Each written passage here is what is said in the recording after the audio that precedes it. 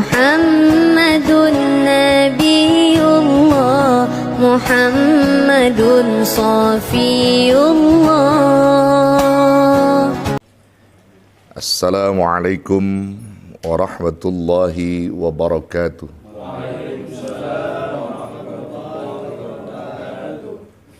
Bismillahirrahmanirrahim.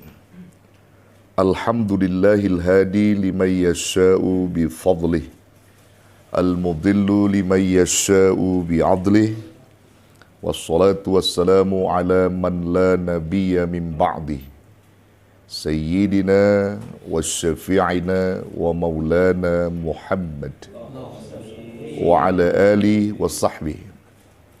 Wa ba'du fayakulullahu subhanahu wa ta'ala fi muhkami tanzilih wa huwa a'lamu bimuradih. Qalu subhanaka la ilma lana illa ma 'allamtana innaka antal alimul hakim. Nawayna at-ta'alluma wat-ta'lim wat-tadhakkura wat-tadhkir wan-naf'a wal-intifa' wal-ifadata wal-istifadah wal-hassa 'ala at-tamassuki bi kitabillahi was sunnati rasulih wad-du'a ilal huda wad-dilalata 'alal khair ibtigha'a wajhillahi wa mardatihi wa qurbihi was-sawabih. Saudara yang dirahmati Allah, malam ini saya ingin menjelaskan kepada saudara tentang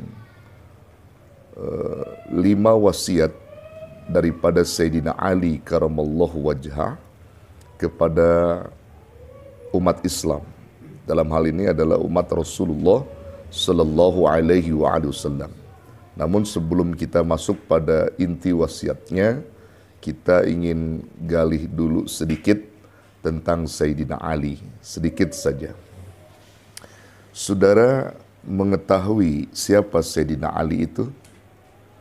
Siapa beliau?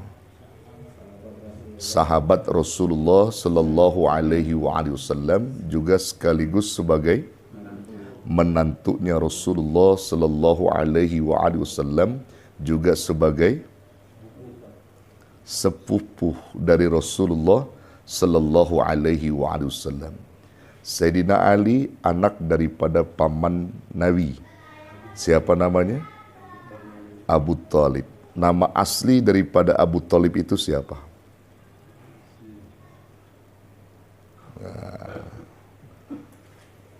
Kan kamu kenalnya Abu Thalib ya, aslinya siapa?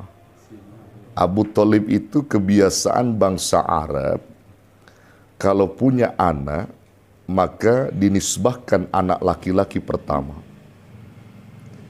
Bapaknya Sayyidina Ali punya anak pertama namanya Thalib, yang kedua Ja'far, yang ketiga Ali. Maka anak laki-laki ayahnya Sayyidina Ali yang bernama Thalib ini dinisbahkan pada ayahnya. Maka ketika memanggil nama orang tua disandarkan pada anak laki-laki pertama, itu namanya Abu Thalib. Maka bapaknya Thalib. Nah, seperti Rasulullah sallallahu alaihi wasallam punya anak laki-laki namanya Qasim. Ya, anak pertama Rasulullah namanya Qasim. Maka Rasul disebut Abul Qasim. Nah, yang kita tanyakan ini adalah asli daripada nama Abu Thalib itu sendiri siapa? Antum sudah banyak baca riwayat. Namanya Abdul Manaf. Abdul Manaf. Nama asli Abu Thalib itu adalah Abdul Manaf. Abdul Manaf punya anak 3 tadi. Ya, Thalib, Ja'far, dan Ali. Ya. Lalu kemudian Sayyidina Ali itu adalah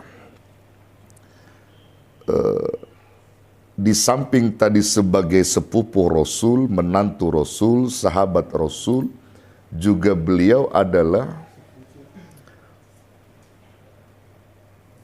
anak-anak yang pertama masuk Islam dari kelompok anak-anak. yang pada saat itu usia beliau Sayyidina Ali 10 tahun masuk dalam Islam. Ya, urutan pertama dari kalangan anak-anak. Jadi di kalangan anak-anak pada masa itu yang pertama masuk Islam itu Sayyidina Ali. Jadi orang pertama juga. Adapun orang dewasanya yang masuk Islam pertama adalah Siti Khadijah dan Abu Bakar As-Siddiq. Siti Khadijah dari kalangan dewasa perempuan, Abu Bakar As-Siddiq dari kalangan dewasa laki-laki. Dua-duanya orang yang pertama. Abu Bakar orang pertama masuk Islam di kalangan laki-laki dewasa. Siti Khadijah masuk Islam orang pertama dari kalangan perempuan dewasa. Sayyidina Ali orang pertama masuk Islam dari kalangan anak-anak. Jadi semuanya pertama itu. Ya, semuanya pertama. Nah, Sayyidina Ali karramallahu wajhah, saudara, beliau dilahirkan di hari Jumat, tanggalnya 13 bulan Rajab, tahunnya 30 dari tahun gajah. Ya, 30 dari tahun gajah. Tanggal 13 bulan Rajab di hari Jumat. Di mana lahirnya? Di dalam Ka'bah. Di dalam Ka'bah. Ibu daripada Sayyidina Ali adalah Fatimah binti As'ad, membersihkan Ka'bah. Membersihkan Ka'bah. Saat menyapu Ka'bah, percis bulannya mau lahir, Sayyidina Ali lahir di tempat, di Ka'bah itu. Dan sudah ada hal-hal keanehan dalam rahim ibu Sayyidina Ali saat mengandung Ali. Dari mengandungnya saja, Sayyidina Ali adalah laki-laki yang tidak pernah masuk di dalamnya hal-hal kemusyrikan. Artinya sejak janin saja udah membenci kemusyrikan Sayyidina Ali. Di mana tahu? Dalam sejarah mencatat ketika ibunya Fatimah bintu As'ad ini menyapu Ka'bah, sebelum menyapu selalu bersujud kepada berhala-berhala di pintu Ka'bah ketika itu.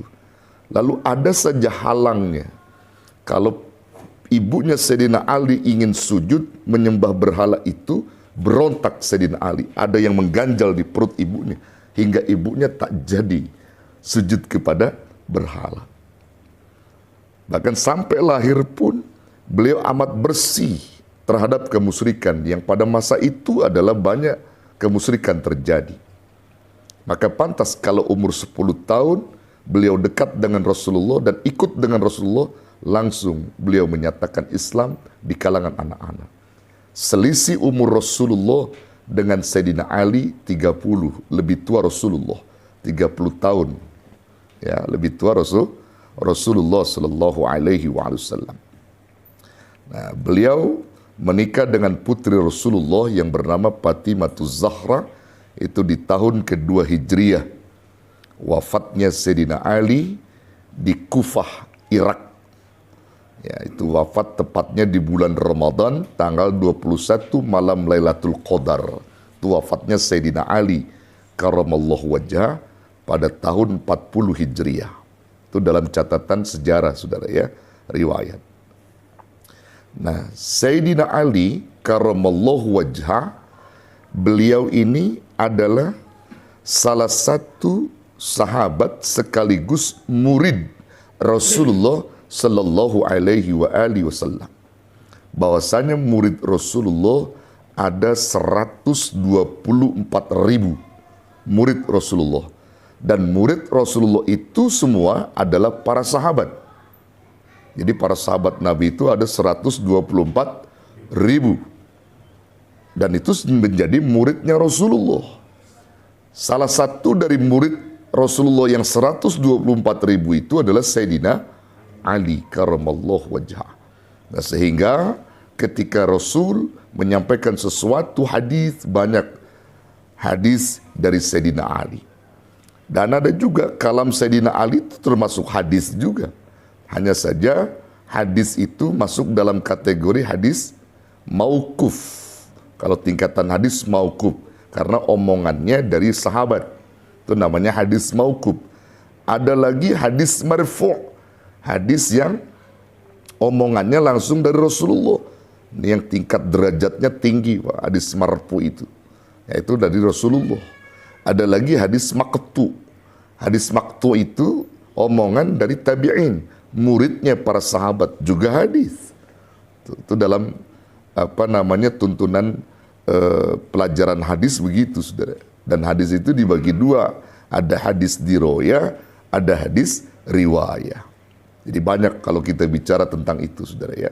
Jadi inti poinnya bahwa Sayyidina Ali karamallahu wajhah brilian ketika menyampaikan kalam-kalamnya, bahkan juga masuk dalam kategori hadis Rasulullah, hadis mauquf.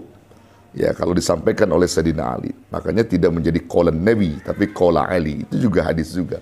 Karena Rasulullah berdekatan dengan Ali dan Ali sering banyak mendengar dari Rasulullah, banyak juga melihat dan seterusnya begitu. Nah, saudara yang dirahmati Allah, ada satu hal yang menarik dari sekian banyak wasiat dan kalam Sayyidina Ali yang ternukil di dalam kitab Tanbihul Ghafilin. Itu saudara kalau mau lihat ada itu, yaitu banyak dari penyanat-penyanatnya itu, saya ambil poinnya saja. Bahwa Sayyidina Ali karamallahu wajhah pernah menyampaikan di dalam kalamnya itu, apa kata Sayyidina Ali? Ayyuhan nas, ihfadhu anni khamsan, ala la yakhafanna ahadun minkum illa dzamba, wa la yarjuwanna al-'abdu illa rabbah, wa la yastahyi minkum ahadun idza lam ya'lam ay yata'allam, wa la yastahyi ahadun minkum in su'il wa huwa la ya'lam ay yaqula la a'lam, wa'lamu anna sabra min umuri bimanzilatir ra'si minal jasad. Ya, itu 5 wasiat, ya, 5 wasiat Sayyidina Ali yang termaktub dalam kitab Tanbihul Ghafilin. Ya, kita jelasin satu-satu ya. Saat Sayyidina Ali menyatakan ayyuhan nas, wahai sekalian manusia, itu menunjukkan kekhususan masyarakat muslim. Wahai sekalian orang-orang Islam, begitu ya. Ayyuhan nas, ihfadhu anni khamsan, peliharalah olehmu dariku akan 5 perkara jika engkau ingin mendapatkan kebahagiaan dunia dan akhirat. Ini masuk dalam kategori sa'adah abadiyah, kebahagiaan yang abadi. Jadi kalau boleh diartikan, siapa yang ingin bahagia abadi, maka pelihara 5 perkara dariku, begitu. Ya, peliharalah olehmu dariku akan 5 perkara jika engkau ingin memperoleh kebahagiaan yang abadi. Apa itu? Yang pertama, Sayyidina Ali menyebutkan, ala, ketahuilah olehmu, la yakhafanna ahadun minkum illa dzambah. Janganlah salah seorang di antara kalian itu takut, illa dzambah, kecuali takut pada dosamu sendiri. Jadi di sini pesannya Ali menyampaikan bahwa kita jangan takut dengan apapun dan siapapun kecuali kita takut akan berbuat dosa.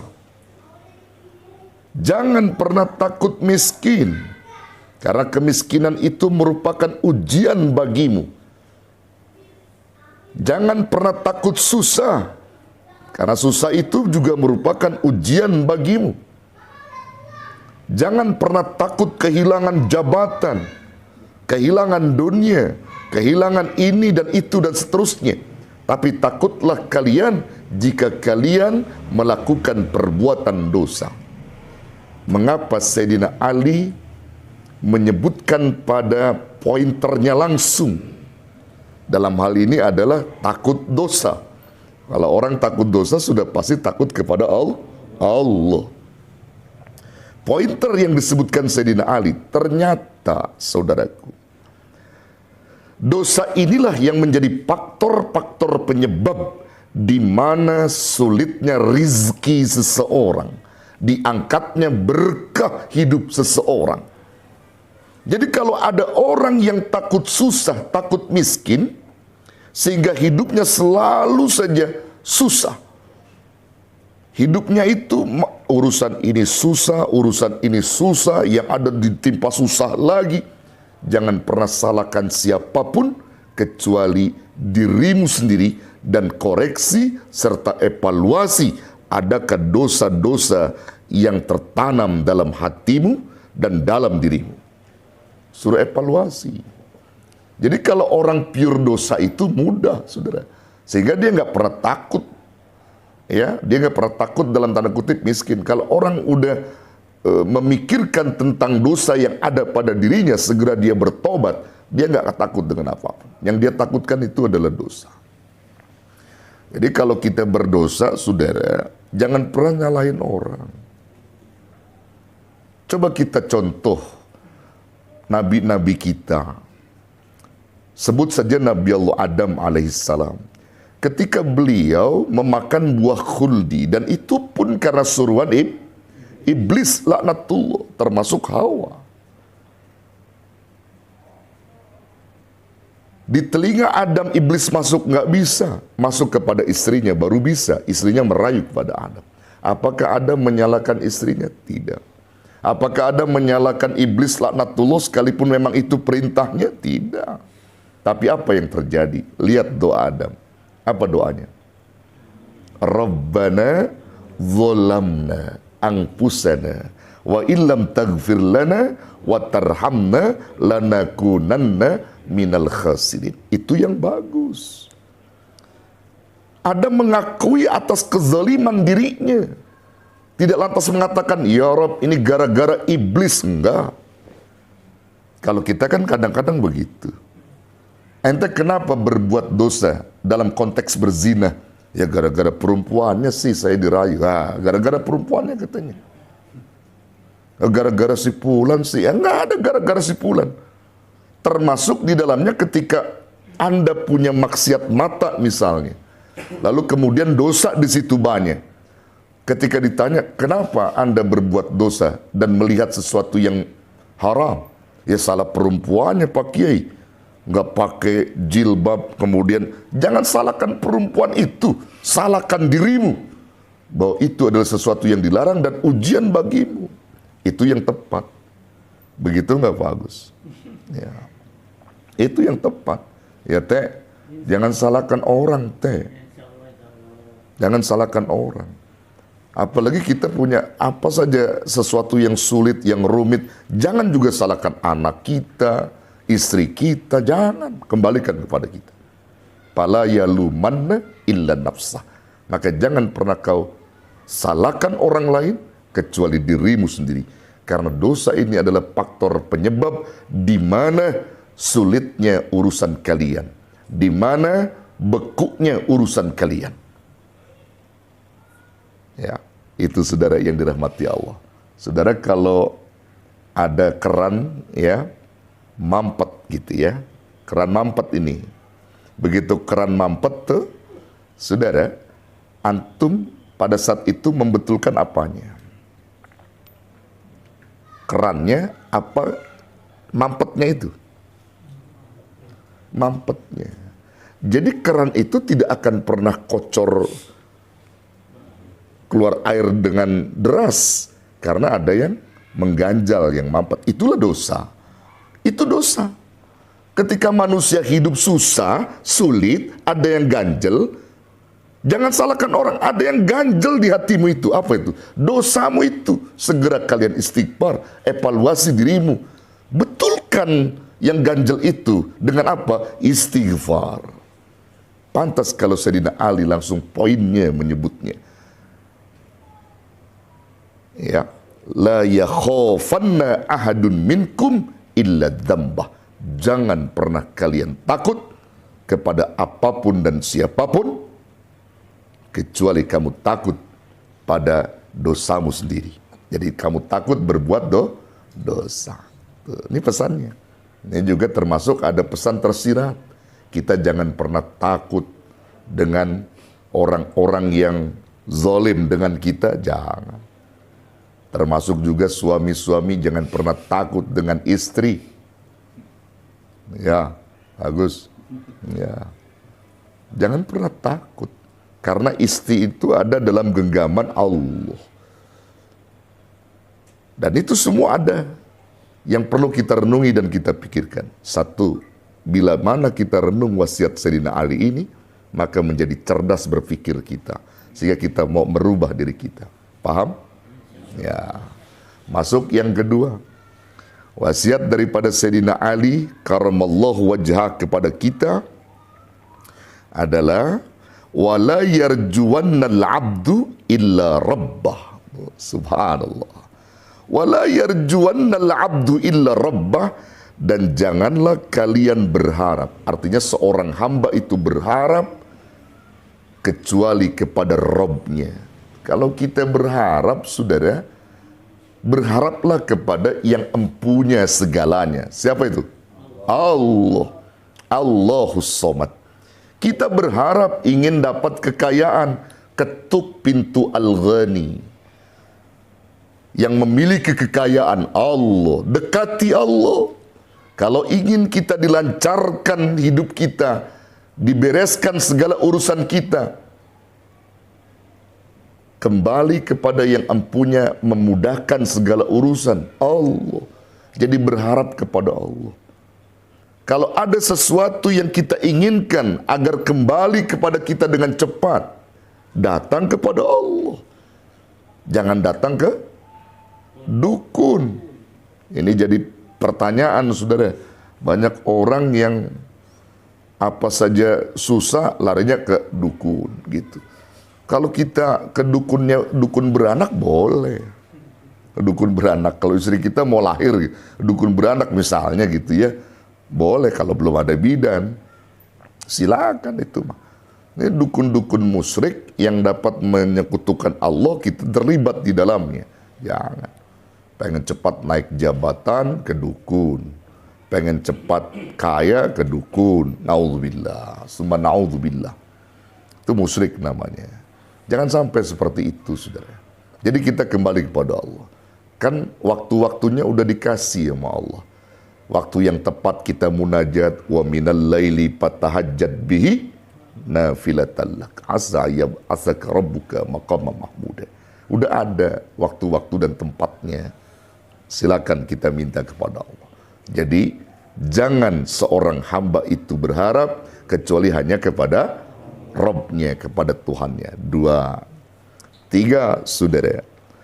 Wasiat Sayyidina Ali yang ketiga adalah wala yastahyi minkum ahadun idza lam ya'lam an yata'allam.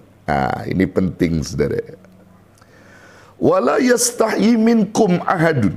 Jangan pernah malu salah seorang di antara kalian, atau kalian jangan pernah malu kalau enggak tahu ngaji tuh. Jangan malu kalau kita enggak bisa ama ngaji, ayo kita ngaji. Bahasanya jangan malu bertanya kepada guru. Kalau kita nggak tahu dalam konteks ilmu ini dan memang kita bodoh, ngaji. Di sini Ali memesankan kepada kita supaya kita gemar untuk duduk-duduk di majelis ilmu. Kalau bahasa ulama, Pak, duduknya saja antum sudah mendapatkan apa?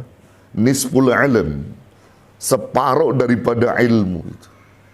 Separuh ilmu kau sudah dapatkan, duduknya saja. Walaupun antum belum merasakan bagaimana ilmu itu didapat, tapi antum hakikatnya sudah dapat nisful ilm. Separuh daripada ilmu. Coba bayangin. Bahkan ketika engkau rajin duduk di majelis ilmu, mustahil tidak ada ilmu yang tidak nyangkut pada engkau. Urusan cerdas, misalnya begitu, urusan pintar, itu nomor 17. Yang penting rajin dulu aja. Rajin dulu aja mengaji. Tuh. Jadi jangan pernah malu kalau kita nggak tahu ngaji. Paham di sini? Ya, itu pesannya. Itu yang keberapa? Ketiga. Kemudian yang keempat, saudara, ini bagi guru ya, bagi seorang guru. Wala yastahyi ahadun minkum in su'il wa huwa la ya'lam ayyakula la la'alam. Jika jangan engkau malu, hei guru, salah seorang di antara kamu jangan malu. In su'il, jika ditanya sedangkan kamu nggak tahu tentang pertanyaan itu untuk menjawabnya, jangan pernah kau malu untuk mengatakan la a'lam, aku tidak tahu. Jadi seorang guru harus begitu, Pak. Kalau memang itu pertanyaannya kamu tidak tahu, jangan belaga tahu. Bilang aku tidak tahu. Aku akan bertanya kepada yang lebih tahu. Itu yang bagus. Ini ditanya asal goblek. Ya, karena dia udah disebut ustadz, udah tampil di TV begitu, udah tampil di layar lebar, kalau ditanya nggak bisa, malu, jawab aja. Bukan begitu. Ini ajaran yang luar biasa, Pak. Ya, Allah lebih memberikan keberkahan pada guru-guru yang apabila dia ditanya memang dia nggak tahu, dia akan katakan di depan murid-muridnya, mohon maaf, saya nggak tahu, belum tahu tentang itu, dan saya akan tanya kepada yang lebih tahu. Itu yang bagus. Masuk yang kelima, saudara. Dan ini buat kehidupan kita. Ya, wa'lamu anna sabra min umuri bimanzilatir ra'si minal jasad. Ketahuilah olehmu bahwasanya sabar itu, ya, sabar dari berbagai problem hidup itu merupakan seperti apa? Kepala dari tubuh. Maksud di situ merupakan pokok inti kehidupan kita itu ada di sabar, saudara. Orang kalau hidup itu banyak problem, betul? Problem. Nah, problem itu bisa ditangani dengan sabar. Ya, bisa ditangani dengan sabar. Kalau problem nggak ditangani dengan sabar, semakin menumpuk problem-problem berikutnya. Tapi kalau dia sabar, inilah yang menjadikan poin kita. Jadi Sayyidina Ali pesannya banyak sabar. Kalau menghadapi hidup ini, kalau kita kurang-kurang sabar, jatuhlah kita. Jatuh. Maka itu saudara, sabar merupakan bagian sifat orang-orang beriman. Muhammadur Rasulullah, Muhammadun Habibullah, Muhammad